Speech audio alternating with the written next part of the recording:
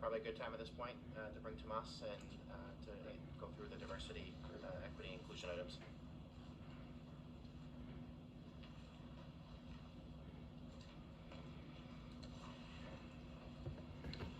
Again, may I present to the committee Mr. Tomas Avila, who is the director of our Office of Diversity, Equity, and Opportunity, which is soon rebranding to a new name. I'll let him tell you more about that. Very excited to have Tomas, and since he's come on board, has reinvigorated the group, built up the team, and I'll have him talk for a few minutes about what's going on at DETI, and then you can ask him many questions. Thank you. Thank you. Welcome. Thank you, Director. Thank you. Thank you for the opportunity to address you. Yes, my name is Tomas Avila, and I'm the Associate Director of what actually is becoming the Division of Equity, Diversity, and Inclusion, formerly known as the Audio. And there's a history behind why the name changed, but I won't go into that detail. And very much I started back in last August. I was brought in by the director, and I was brought in with a mandate several mandates, but one of those was, needless to say, to re-energize the office. At that time, the office was very demoralized. It previously used to be an office of about 8. When I got there, 5 of the 8 had left. Right now, there's only 3 of the individuals who have been there since 2019. And very much he wasn't hard, interested enough because I happen to know most of the people. I have dealt with this office since he was installed back in 2014 from the outside as a consultant. Back then, when they were creating the 2015-2035 plan for Rhode Island.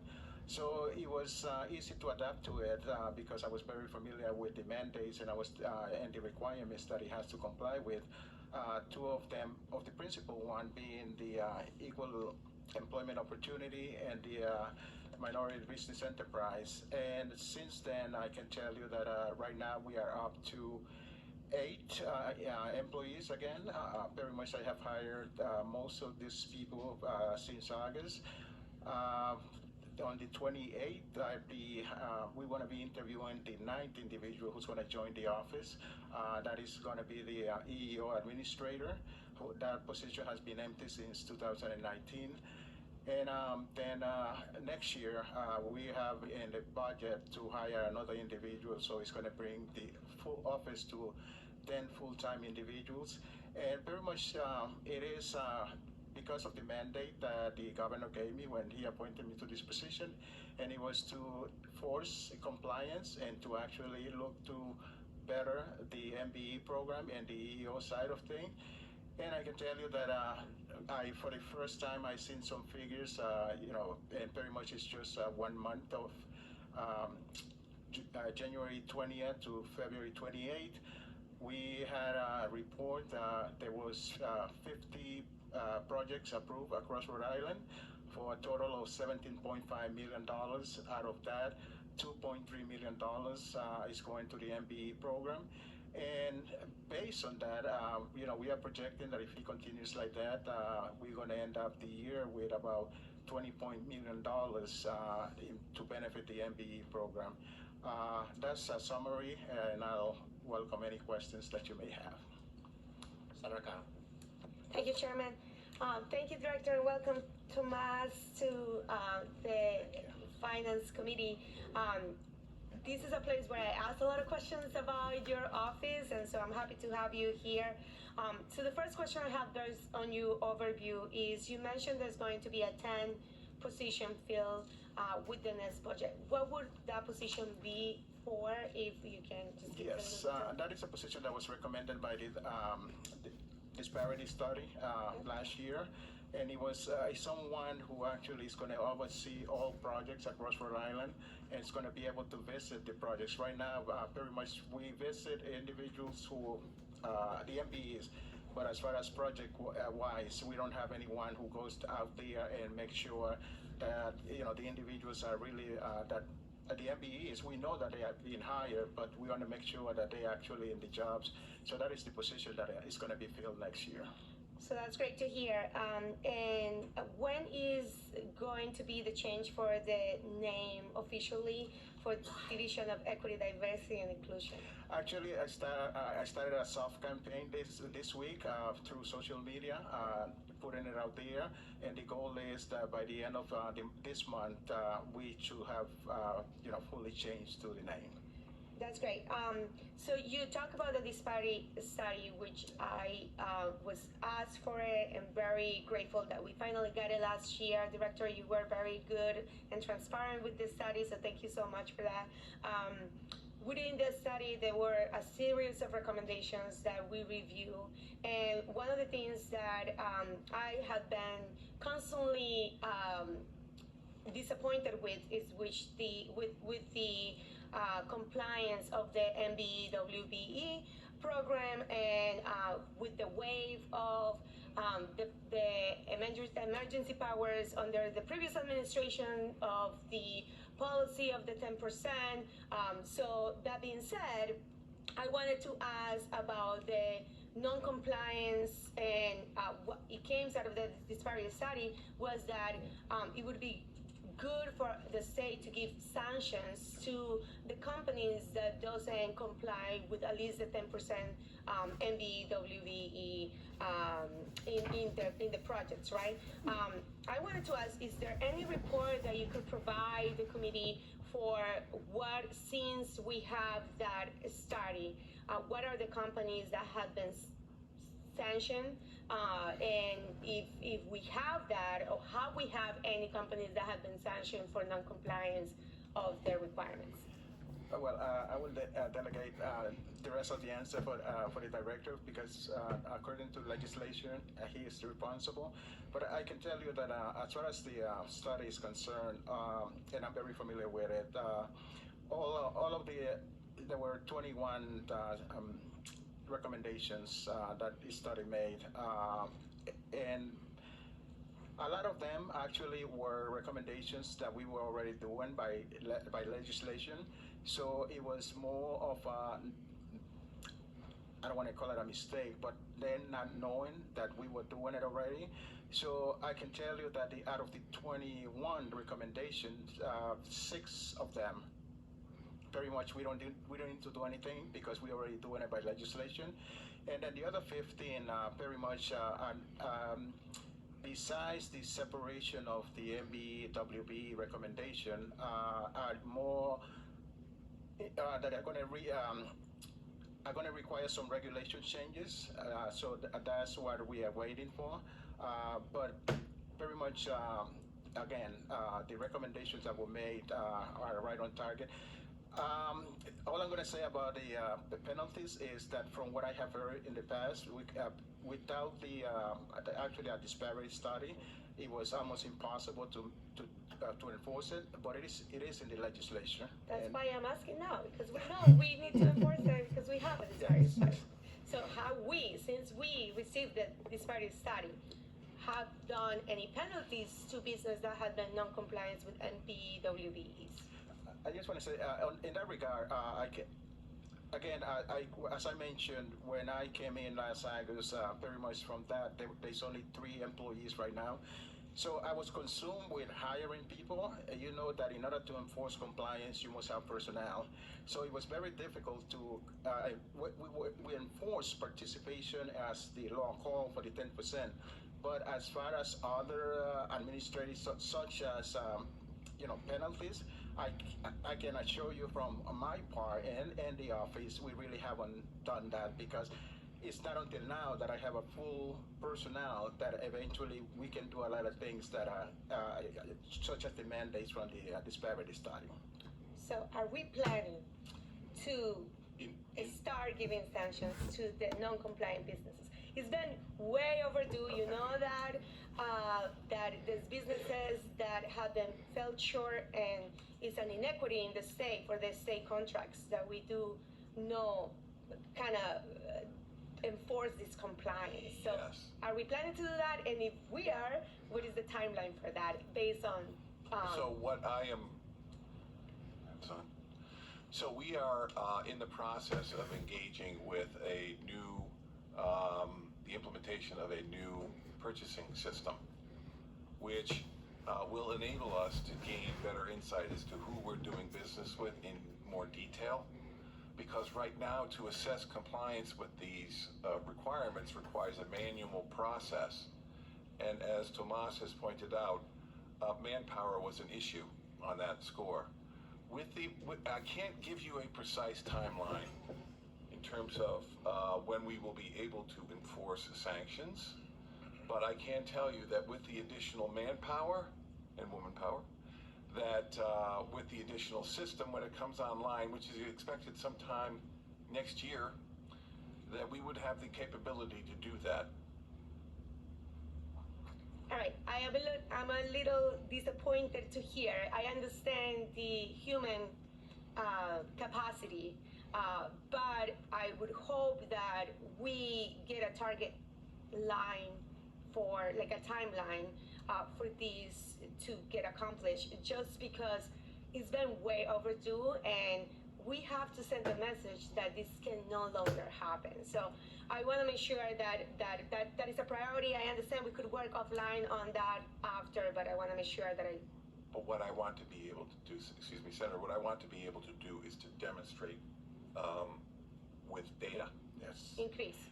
what we are doing and who's not complying, and be able to demonstrate that conclusively.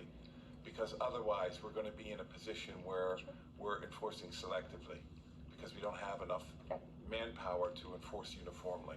So that just going through and being able to figure out what the compliance rate is all part of the system and the manpower needed to run that. So I'm almost done, and I'm sorry I'm keeping you.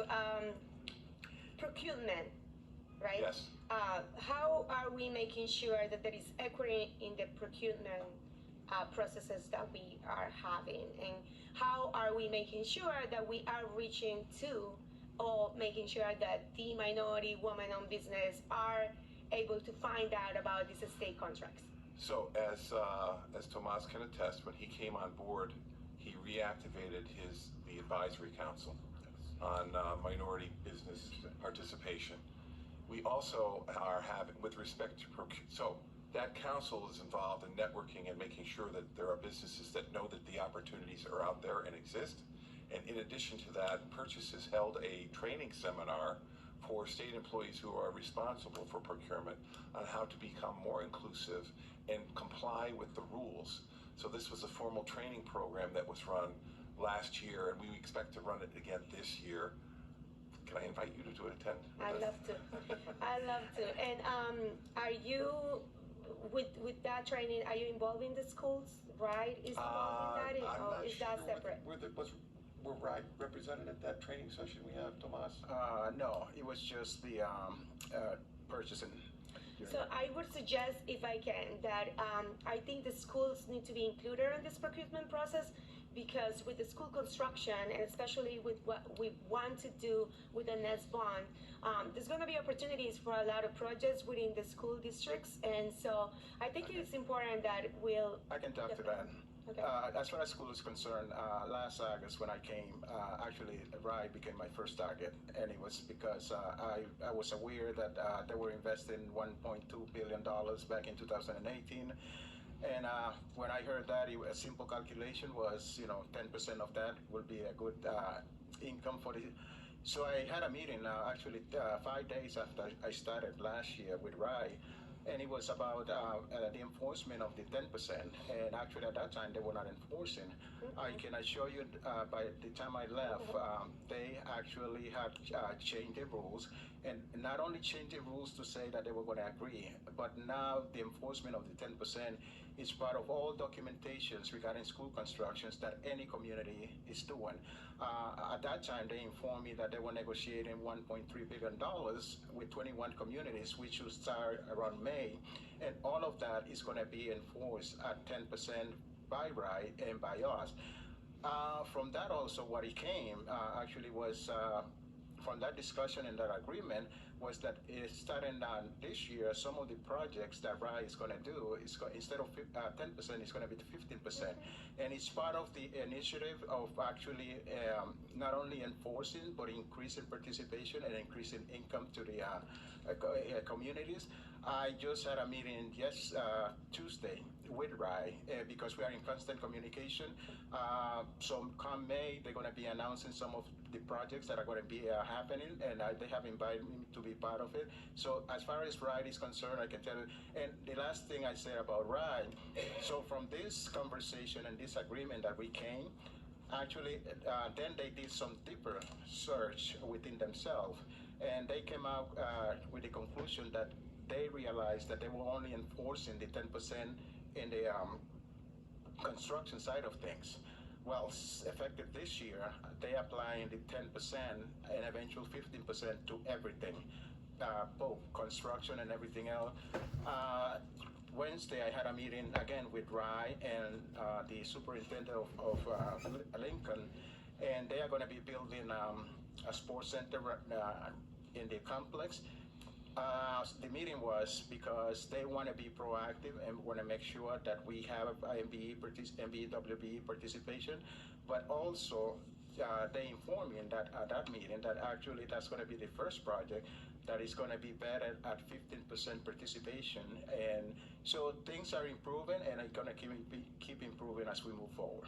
That's great to hear. And the last category that I have question, and thank you, Chairman, for allowing me to just dip into this topic, is the hiring process that I did as before. So how are we making sure that there is equity in hiring, diversity in the people that we are bringing into state government with the qualifications that you're looking for, but also making sure that we reflect the diverse community that we serve in the state? So I can tell you that last year was the first year that there was 100% compliance for every department in state government to file their affirmative action equal opportunity plan. First time ever. And that's because we were relentless in chasing down folks who did not comply. Since that time, I get a monthly report, which I would be happy to share with you. Although we've talked to, Tomas and I have talked to IT about getting it in a more digestible format, because right now it's mostly just data, a lot of numbers. We're trying to tease some information out of it so we can gain some inferences as to what trends are and see how we're doing. So that's one way we're looking at numbers, and that comes to us on a monthly basis. It's reported monthly by HR, and we do look at these numbers. Tomas and I meet regularly, one-on-ones a month. And so we are looking at these numbers, and we would be happy to share those numbers with you. But in addition, we have done an outreach in the community, and it's not just the usual suspects of, post something online and see what comes in. We're trying to work our networks and trying to call people and say, we want qualified candidates. If you know qualified candidates, and if there's somebody that we can reach out to that's going to have somebody that they think is good and can refer them, we will do our best to make sure they get into the system and make the application and try to get them an opportunity. So that's more than just looking at numbers on the back end. This is trying to be proactive on the front end. So we are entertaining all kinds of suggestions because, as I'm sure you're aware, we are short some staff these days, and we're looking for qualified people. So that's great to hear, and thank you. I'm excited to hear that the affirmative action equal opportunity reports are happening. With that being said, perhaps you should add senators and representatives that have contacts in the community that could help you outreach to qualified people and go through the process. And lastly, let's just make sure that we are very mindful that we just don't want the opportunities for clerical positions, but also for leadership positions. So we have equity across state government. And then I really thank you for the opportunity to answer my questions today.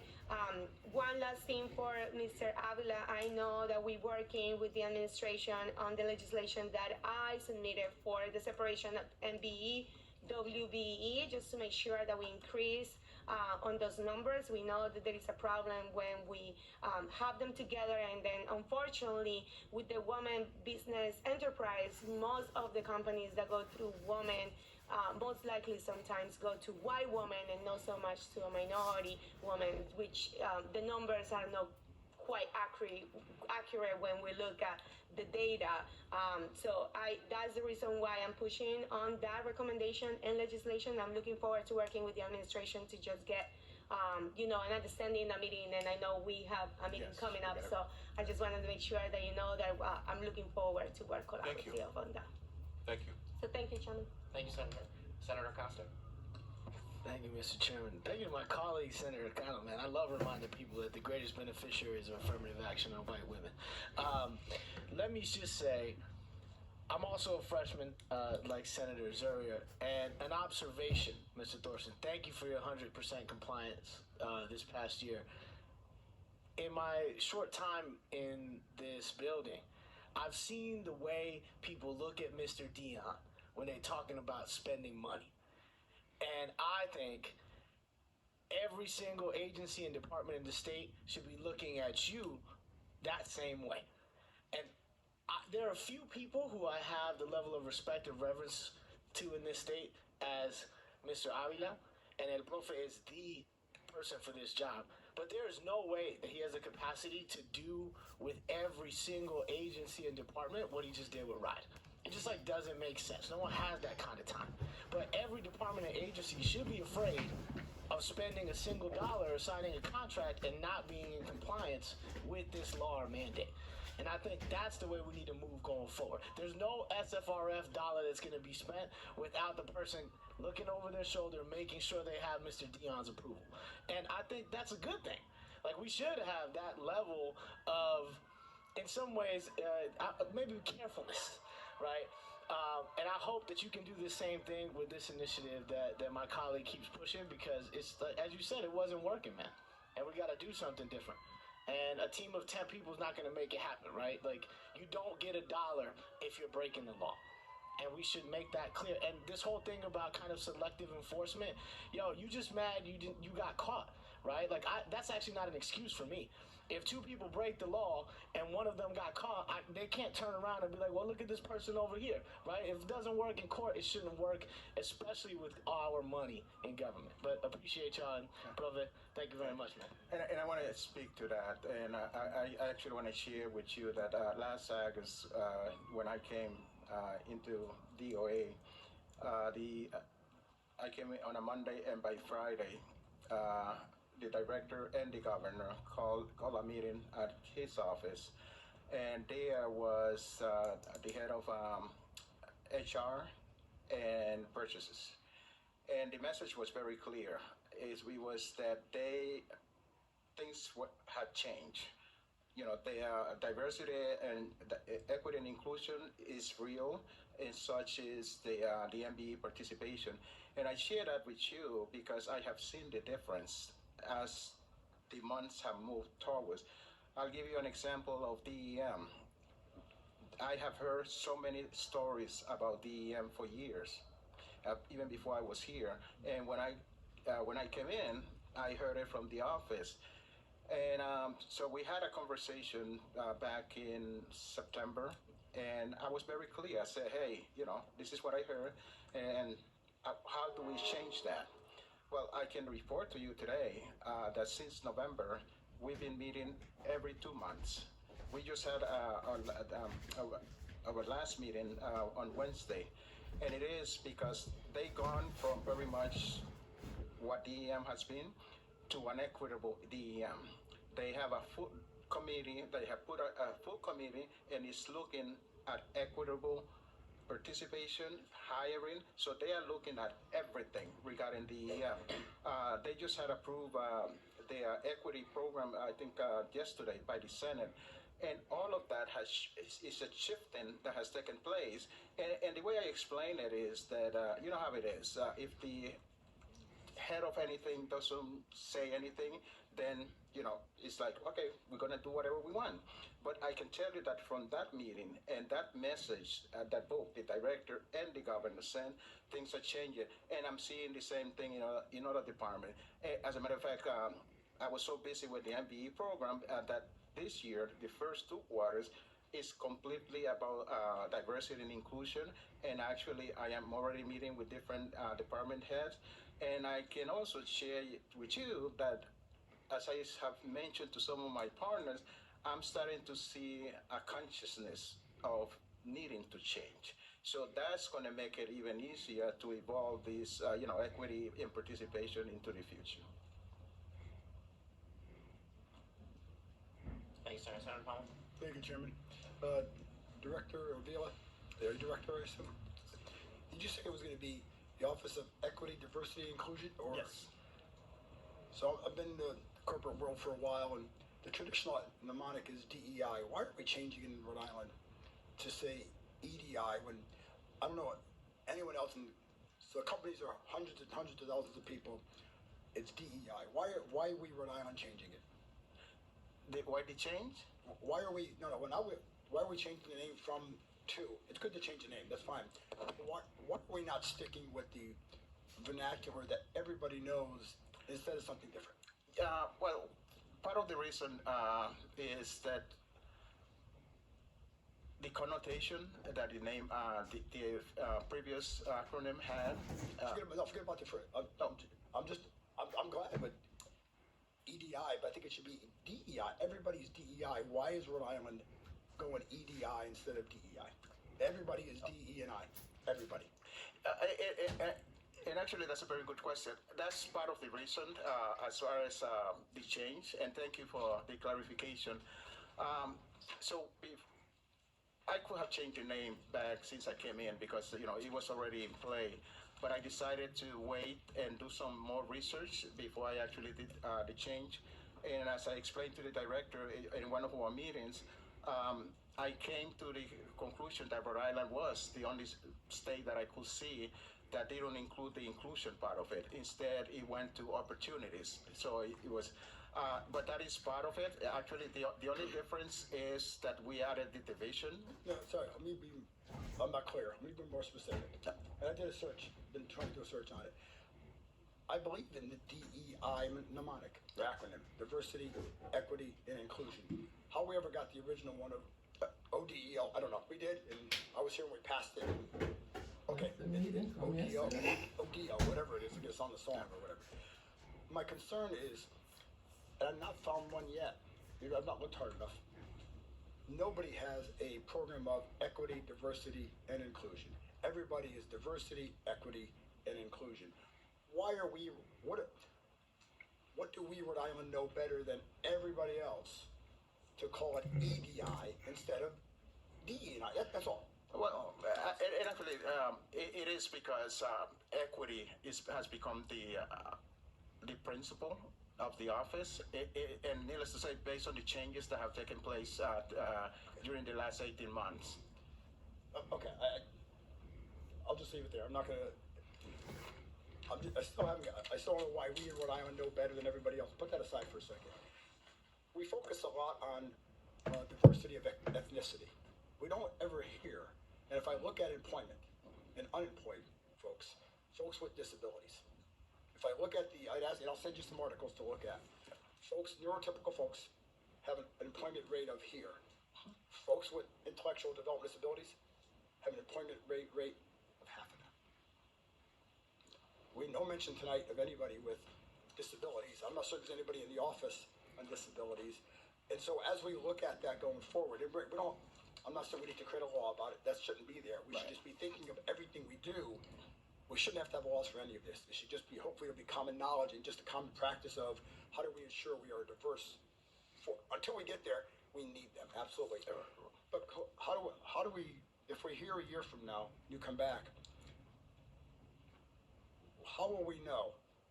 We had Director Weldon here the other day, and Rob Kolskowski, who used to work in the Senate Fiscal Office, is there. Big focus on it.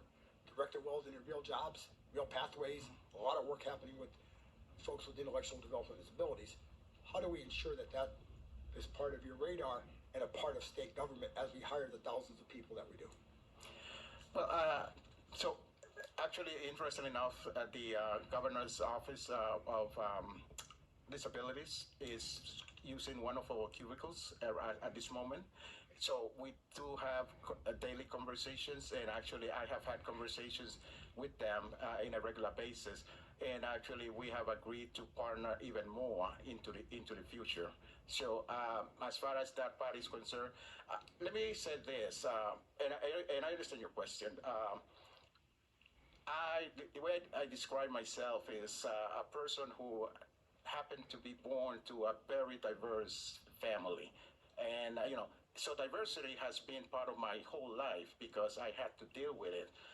I mention that because my perspective from diversity is totally different than many people or many institutions the way it has been.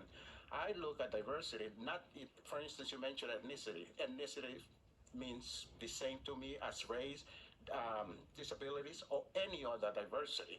But it's because, again, having lived that diverse life of seeing diverse ethnicities, races, disabilities and everything. So my perspective, again, is a lot wider. Now, to your answer, as far as next year, I can tell you that I have made a lot of progress in 7 months, and I'm looking forward for next year to actually. So my projections, and some people telling me that I'm greedy, but is to have 50% of where this office was regarding diversity and inclusion and in disability into next year.